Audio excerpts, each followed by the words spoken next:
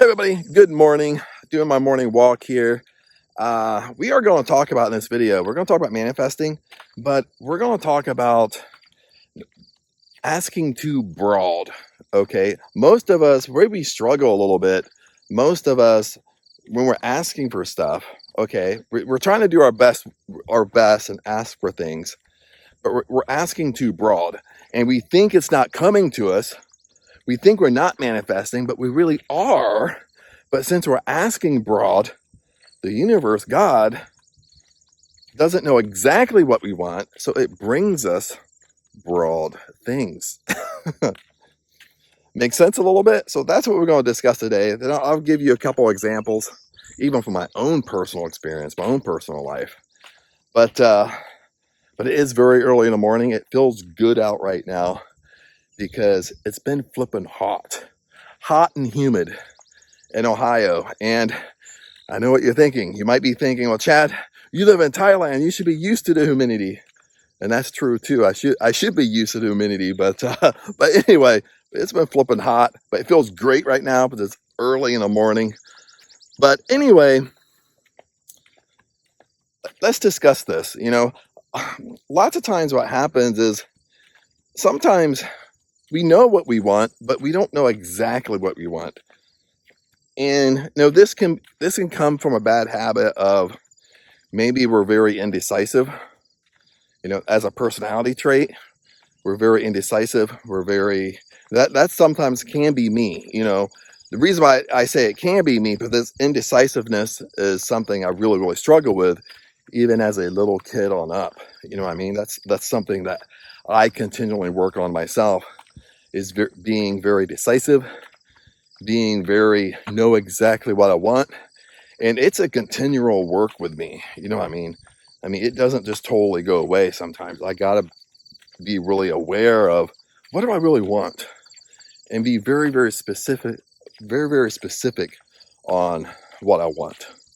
And that's really kind of the main corporate of that kind of goes in there is you might not be used to asking, being very, very specific on what you want. You might sit there and ask, hey, I want my dream car.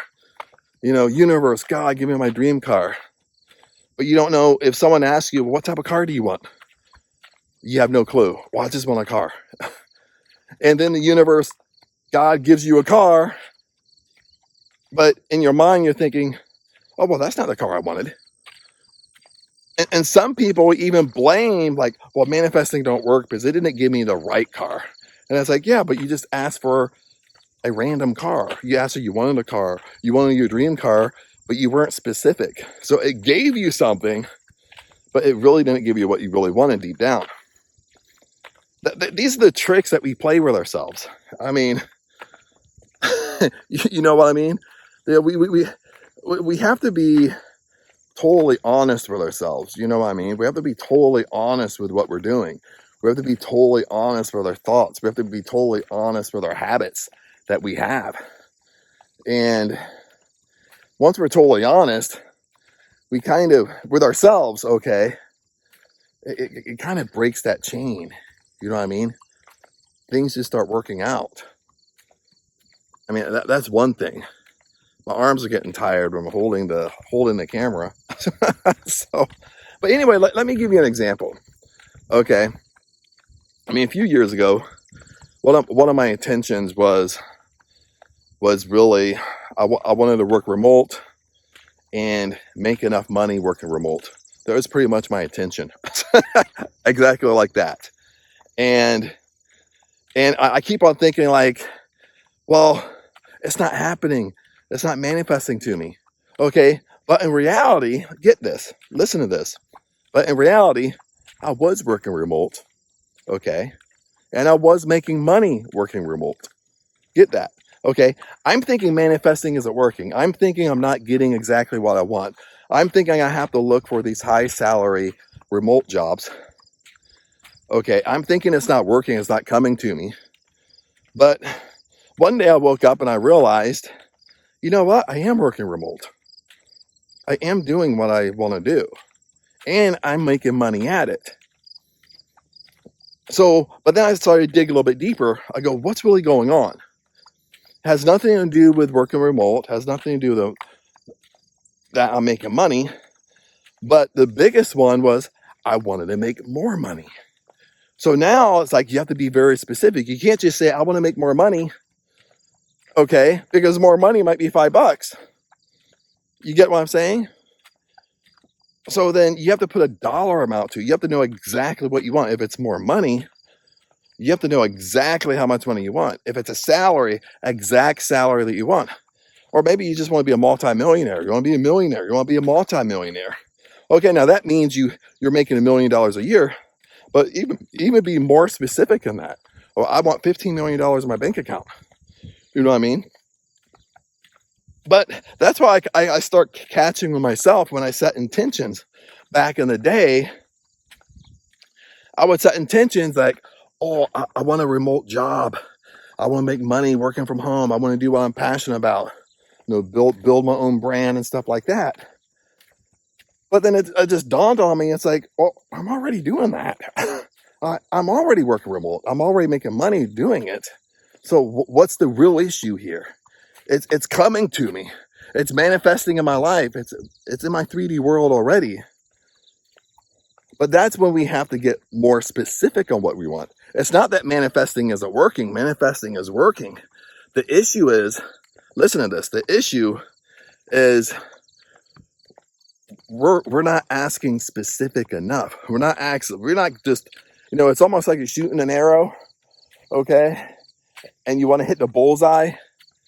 How you hit the bullseye with manifesting is you know exactly to the detail, to the specifics on what you want. You know the lifestyle exactly to the specifics on what you want. The more specific you are, the way better chances for you to get exactly what you want. Or there's an or to this, or something very, very, very, very similar to what you want. You get me? Okay, and this is why no matter who you follow, no matter if it's Neville Goddard, when he talks about setting an intention, okay, going inside your imagination, you have to know exactly what you want to the detail. Okay, this is why some of you have struggling with going inside your imagination and producing a feeling state. What does it feel like? This is why Neville Goddard talks about, like I'm walking down through here, I can feel the crisp air on my skin. There's a certain smell in the air because this is all farmland. You know what I mean? It has, you can kind of smell like the dirt, not the dirt in the air, because, it kind of has a moist smell right now because it's early in the morning from like all the dew on the crops. I can kind of feel, since it's a little bit foggy out, I don't know if you can tell on the camera, but I can kind of feel the moistness in the air. I can hear the birds chirp. The birds are starting to come out and chirp. Those are all like I'm producing feeling states. Now I'm doing this in my 3D world, but this is what we have to accomplish inside our imagination. Okay, but we can only accomplish this inside our imagination is knowing exactly what we want. Okay, I mean that's the key. Even Neville Goddard talks about it. Even if you switch over to Napoleon Hill, if you read, almost had a different book, but if you read Think and Grow Rich, the whole thing in the beginning of Think and Grow Rich, the 13 principles of success, the very first principle is desire. Having a burning desire on what you want, but it's knowing exactly what you want to the T. Knowing exactly, Napoleon Hill, knowing exactly what you want. If it's money, the exact amount of money that you want, and having a time frame when you don't get that money. Okay, so no matter if you're speaking with, if you're going down the rabbit hole, even with Thomas Troward, it's knowing exactly what you want. I love the quote by Thomas Troward that he would use. He would always say that your mind is a center of divine operation, and divine operation means expansion into more. Okay, I love that saying. It's deep. My mind is a center of divine operation. Divine operation means expansion. And expansion means more abundance. Okay, I love that quote. We have a car coming here. Just want to make sure we don't have a disaster happen. Let them pass here. But I love that quote. But anyway, it's about knowing exactly what you want. Let me give you another example. I'll give you one more example, then we'll wrap this up. I'm almost down here to the bridge. This is a covered bridge in Ohio. I didn't know this, but I've known it for a while. But it's actually a famous bridge. So it was built like in the 1800s sometime, and there's not very many covered bridges inside the United States anymore. So lots of times in the summer, you'll see people come down here like sightseeing. People is really into covered bridges or really into history. They're actually travel far to come down to this covered bridge that I walk to every morning. But anyway, one more example. Now, this example, I'm being very specific on what I wanted, and I was kind of specific in this probably for almost a year, okay, before this manifested into my life. As far as in my 3D world, is when I went back to. Now I'm in Ohio right now, visiting family. Been visiting family for about 2.5 months, almost 3 months. Getting ready to go back to Thailand here very shortly.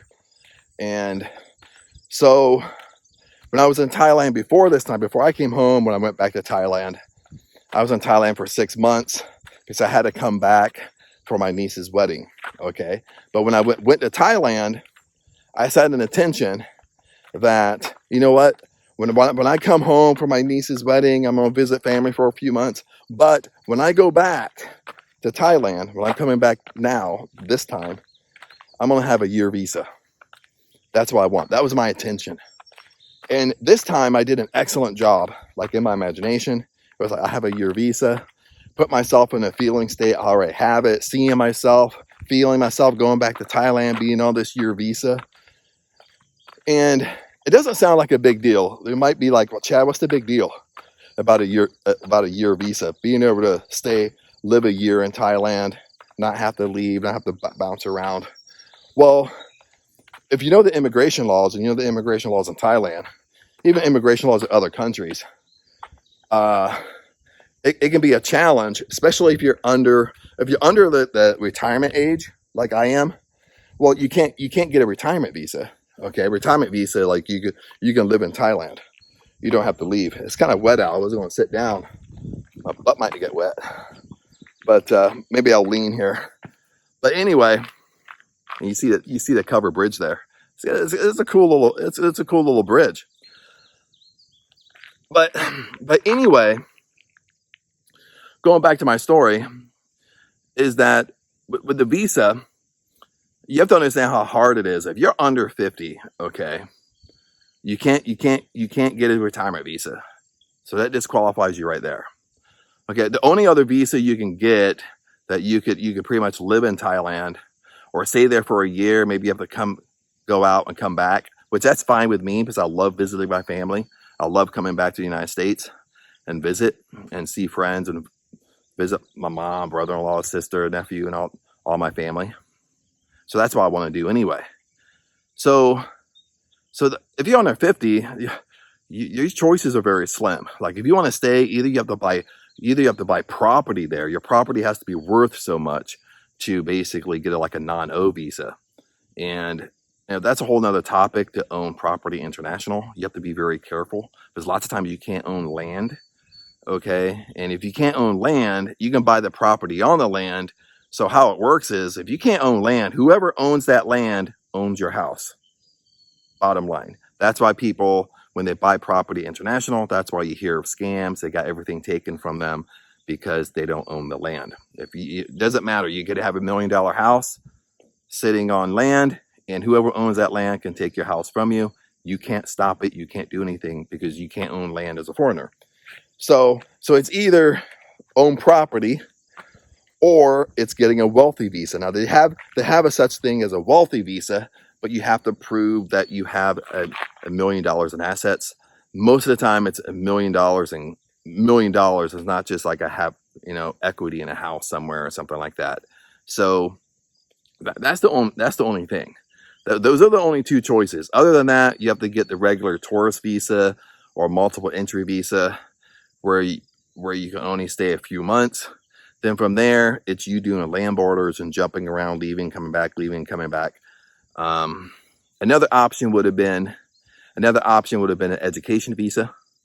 Now, education visa means you have to go to a college, and maybe you go to college, study Thai, but of course you have to go to class 2 or 3 times a week, and immigration, it's pretty strict, but you can stay a year. You can just keep on redoing the education visa every year.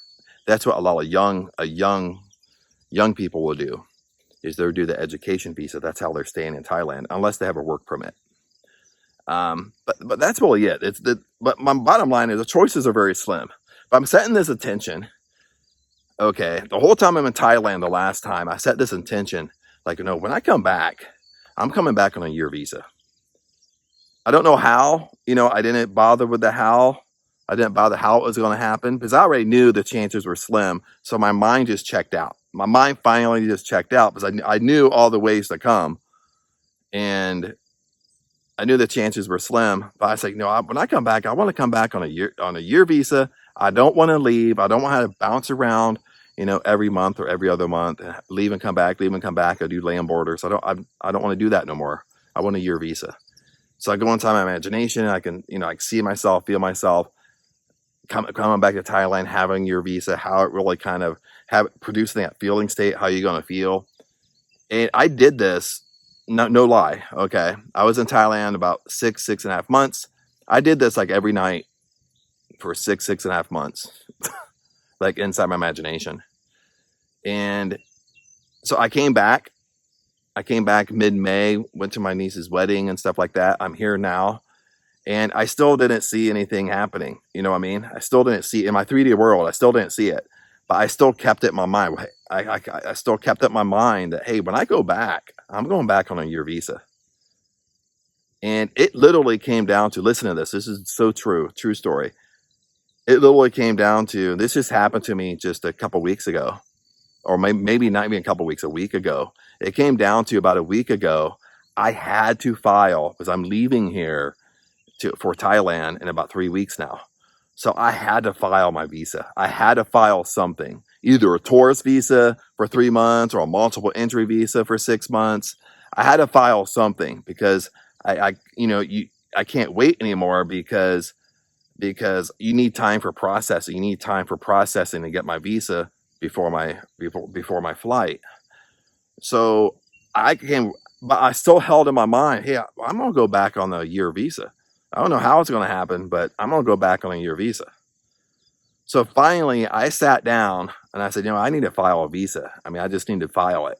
I don't care anymore. I just have to get it done. So when I sit down, listen to this, so powerful. When I sit down and to file my visa, of course, with the file, you have to go on to the Thai Embassy website. I go out of New York, the Thai Embassy website of New York, go on there, check the visa, and they came out with a new visa. And they came out with a new visa. It came out on July 15th. By then, it was already the end of July. I think July 26th when I actually filed for the visa. And I'm actually leaving the end of August here. And I looked at the visa, and it came out with a brand new visa for like remote workers, digital nomads. Plus, I own my own company. So I looked at the qualifications, and I was like, oh shit! I mean, I can get this visa. But and guess what? I filed for the visa. I got approved for the visa in 1 day. So I filed for it, got approved for the visa in 1 day. Took 1 business day to get approved. So I got my visa. But guess what the parameters are for the visa? Guess. I set an intention that I'm gonna have a 1-year visa. Okay, I'm not gonna have to bounce in and out. I can stay in Thailand for that whole 1 year, and because I usually come home every year, every 10 months or something like that to visit family. Anyway, that's what I want to do. But guess what the parameters were? The visa, get this, the visa, it's a Thailand, it's a destination Thailand visa, DTV. It's a 5-year visa, valid for 5 years. It's multiple entry. Multiple entry means that you can go and come. You can leave Thailand, come back as many times as you want. That's what multiple entry means. So it's really powerful. And your length of stay, once you come to Thailand, your length of stay is 6 months plus a one-time 6-month extension. Meaning I can stay for 1 year in Thailand before either you go back home and come back, or you can shoot over to Vietnam and come back. You can do a land border and come back. It doesn't really matter how you leave and come back. You just have to leave and come back. But I was astonished. Like, literally sat down. It literally went to the wire of me having to file for my visa. The whole time I'm still telling myself, I'm going back on a year visa. I could see myself going back on a year visa. And it came down to the wire that I literally had to sit down and file a visa, any visa, file a visa. And that's when they came out with a brand new visa for 5 years, multiple entry. And you can stay 1 year in Thailand without leaving. So then when you leave and come back, you can stay another 1 year. Then you leave and come back, you can stay another 1 year. You know what I mean? You don't have to stay a year, but that's the power of multiple entry. If I want to go to Thailand and I have to come back here in 2 months, I can come back here in 2 months and go back to Thailand. I don't have to file another visa for 5 years. You know, that's the power of setting an intention. That's the power of being very, very specific on what you want. And I was good with it this time, because lots of times when we're trying to manifest, we don't know the incubation period. Okay, we don't know when it's going to come to us. Okay, we go inside our 4D world. Our 4D world is our imagination. Okay, we're living in our 4D world. We can see it in our 4D world. And the confidence you have to have, if you can see it in your 4D world, you can have it in your 3D world. Okay, but you have to give up the how. You got to stop looking for it. You got to stop waking up and looking like, oh, it didn't happen today. We got that is such a bad habit. It's such a bad habit that will keep things from happening. It will keep it from coming to you. Okay, or it will take longer to come to you until you just finally get it, until you just finally let it go, until you're just finally so like stressed about it. You just finally just give it to God. And right when that happens, boom, that's when it happens to you. Okay, and that's the power, in that example, that's the power of being specific, a power of knowing exactly what you want. And, holding firm to your 4D world, holding firm to your imagination that this is what I want. This is exactly what I want. You can see yourself doing it. You can see yourself having it. You can feel yourself having it. You can feel your excitement of having it.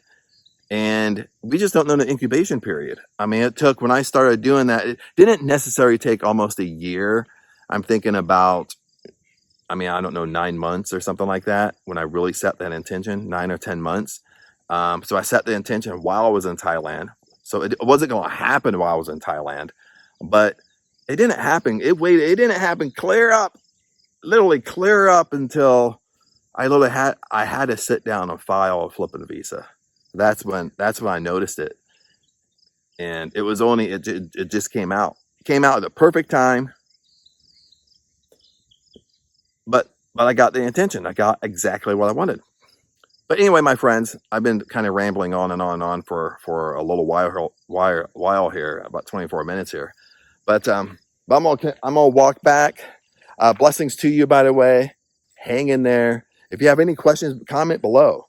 Doesn't matter what questions you have. If things aren't working out, or things are taking forever, let me know and I'll help you out, or shoot a video about it. I always answer my comments, so don't worry about commenting. I always answer my comments. If it's a spam comment, I get that spam comment off the wall, and I always answer everything. But anyway, blessings to you.